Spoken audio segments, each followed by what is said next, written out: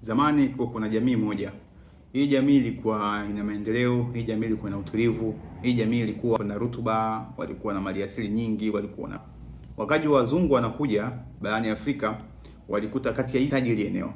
Sasa wao walikuwa wanataka kuitawala ile eneo.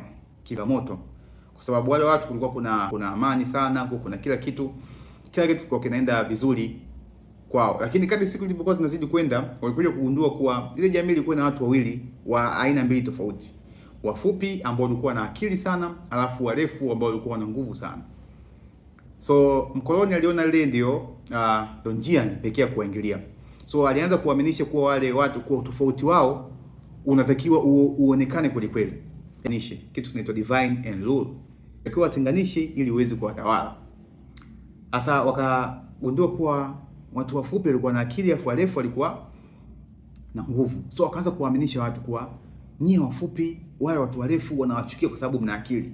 Na nyie watu warefu, wale wafupi wanawachukia kwa sababu mna nguvu. So ilianza hapo. Na binadamu kama kaida yetu, unazaliwa mtoto, unapewa jina, hujakaa vizuri, umepewa kabila, hujakaa vizuri, umepewa dini, hujakaa vizuri, umelisishwa mpaka maadui wa wazazi na umelisishwa humo. Kwa hiyo ile adui yako ile familia unataka kuongea nayo. Basi kaanza kutokea chokochoko pale. Chokochoko waligawanyika na wakatawaliwa.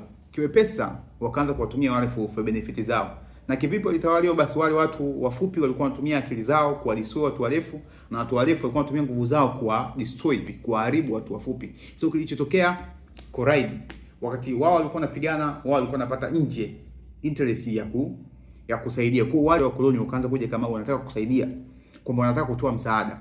Moral of story ni kwamba umoja ni kitu cha msingi sana. Watu kwenye ndoa wanaishi, watu walikutana miaka 20 wana tofauti zao, malizi tofauti, wana tabia tofauti, karakta tofauti. Lakini kuna kitu kunaitwa unaroa your ego, alafu mnaongea, mnakutana kwenye lugha moja. Ndio hayo maisha ndio yalivyokuwa. Sawa. Kwa hiyo usije kuaminisha wewe ni bora kuliko mtu mwingine. Hata baba yako akikwambia kuwa wewe sisi ni bora kuliko familia nyingine, mkatalie. Hiyo ndio kilichotokea hata kwenye bara la Afrika. Wale wazungu wakuja kutugawia Islamani tulizokuwa nazo. Walijua kuitawala bara la Afrika kama Afrika ilikuwa ni ngumu. So walinofanya wakaunda Berlin Conference. Wakaigawa Tanzania, wakaigawa Kenya, wakaigawa Uganda. You see? Now tunaamini matatizo ya Kenya ni matatizo ya Kenya, matatizo ya Uganda ni matatizo ya Uganda, matatizo ya London ni matatizo ya London.